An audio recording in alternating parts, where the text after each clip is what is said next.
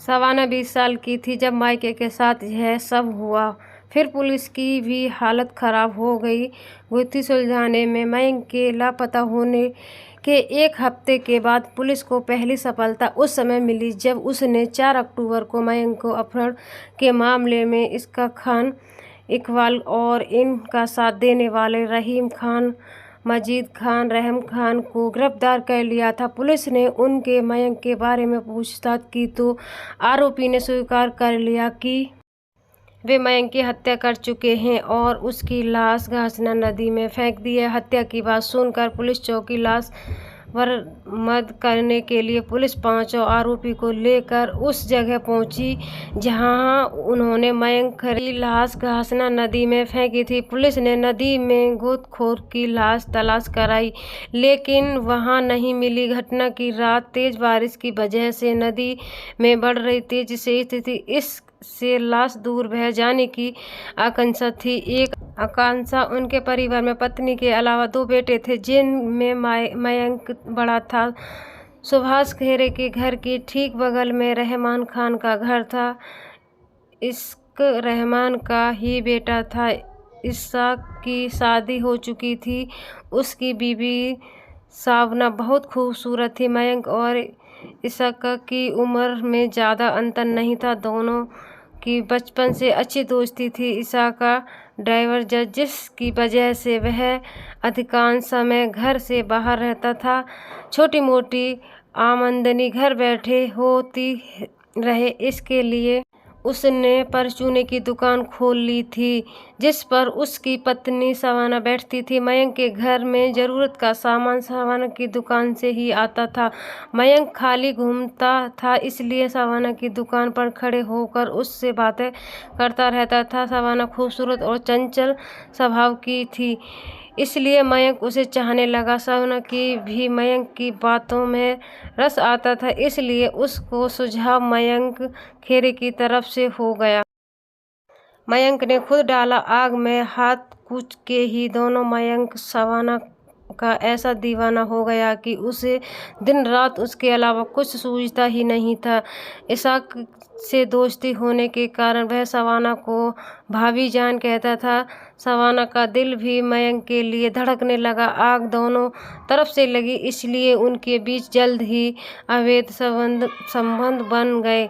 इशाक जब कभी शहर से बाहर जाता तो मयंक और शबाना को बसना का खुला खेल खेलने का मौका मिल जाता था जिससे चलते शबाना को मयंक अपने शौहर से ज़्यादा अच्छा लगने लगा। लेकिन यह बात इशाक से ज़्यादा दिनों तक नहीं छिपी रह सकी। धीरे धीरे इशाक को अपनी पत्नी और मयंक के बीच पक रही अवैध रिश्तों की खिचड़ी की महक महसूस हुई। फिर भी उसने इस बात पर ज़्यादा ध्यान नहीं दिया। लेकिन जब पानी सर से ऊपर जाने लगा तो दोनों पर कड़ी नज़र रखने लगा। आखिर एक दिन उसने शबाना को मयंक के साथ नैन मटक्का करते देख लिया। उस दिन उसने शबाना की खासी पिटाई की।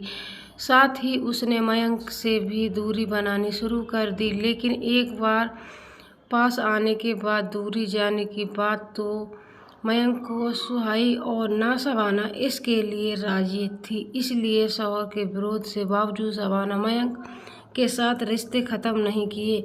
इससे चलते इशाक को मयंक के बीच 1-2 बार विवाद भी हुआ। इशाक के मना करने के बावजूद शबाना और मयंक अपनी इश्कबाजी से बाज नहीं आ रहे थे, यानी नहीं। इस बीच इशाक के घर में कुछ दिनों के लिए उसके रिश्तेदार की एक नाबालिग लड़की आई तो मयंक ने उसे किशोरी से भी संबंध बनाना। इस बात की खबर इशाक को लगी तो उसका खून खौल उठा।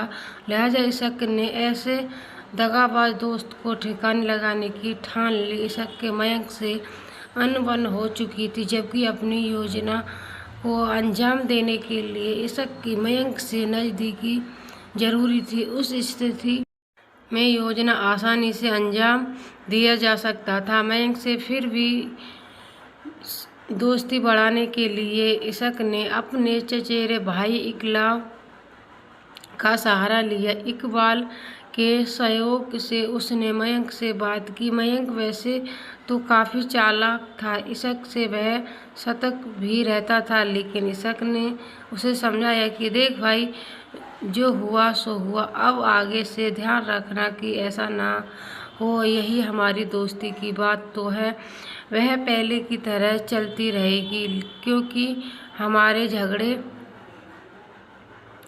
में दूसरों के हंसने का मौका मिल जाता है। इशक की बात सुनकर मयंक खुश हो गया। उसे लगा कि इससे वह अपनी भाभी जान शबाना से पुरानी नज़दीकी पा लेगा। लिहाजा पर उसका फिर से इशक के यहाँ आना जाना शुरू हो गया, लेकिन उसे यह पता नहीं था कि इशक के रूप में मौत उसकी तरफ दोस्ती का हाथ बढ़ा रही है। इशक ने मयंक को ठिकाने लगाने के लिए अपने चचेरे भाई इकला, पत्नी शबाना और दोस्त पन्नालाल व कल्लू के साथ योजना बना ली। शबाना घातक और योजना के अनुसार 25 सितंबर 2019 को इशक ने फ़ोन करके मयंक को शबाना की पार्टी के लिए भील गए कला बुला। शाम के समय मयंक अपनी कार से 30 किलोमीटर दूर भील गए कला पहुंच गया। वहां पर इशक, इकलाब, कल्लू और पन्नालाल उसका इंतजार कर रहे थे। इशक का एक ही भील गए कला में भी था। सब उस घर में बैठकर सब शराब पीने लगे। इशक के दोस्त इकलाब ने मौका मिलते ही मयंक के शराब का गिलास में नींद की गोली डाल दी। शराब पीने के बाद वह सभी मयंक की कार में बैठ गए। कार इशक चला रहा था और मयंक उसके बराबर में बैठा था। एक जगह कार रोक कर इशक ने अपने साथ लाई जैसी दौलानी बंदूक से मयंक पर गोली चलाई। उसके कंधे में लगी। मयंक घबरा गया। डर की वजह से उसका नशा उतर चुका था। इशक ने उस पर दूसरी गोली चलाई तो मयंक झुक गया, जिससे गोली कार का शीशा तोड़ कर निकल गई। इशक केवल 2 गोलियां लोड करके लाया था, जो इस्तेमाल हो चुकी थी। मयंक को बच्चा देखकर इशक ने इकबाल की मदद से मयंक का गला घोंट दिया। फिर भी लाश का ठिकाना लगाने के लिए निकल पड़े। कार लेकर वहां से 7-8 किलोमीटर दूरी इटली गांव पहुंच, जहां कार खराब हो गई। इससे सभी परेशान हो गए, क्योंकि कार में लाश थी। वहां से 3-4 किलोमीटर दूर बवाई गांव, जहां इकबाल रिश्तेदार रहते थे, जो कार मैकेनिक इकलाब ने फ़ोन किया। सैयद, रसई और मजीद वहां पहुंच गए। उन्होंने कार ठीक कर दी तो वह लाश को नौगांव ले गए और लाश चाँद पर लपेटकर घसना नदी में फेंक दी। इशक बवाई गांव में अपने दूल्हा भाई रहमान के यहाँ गया। रात को सभी वहाँ रुके और अगले दिन अपने घर आ गए।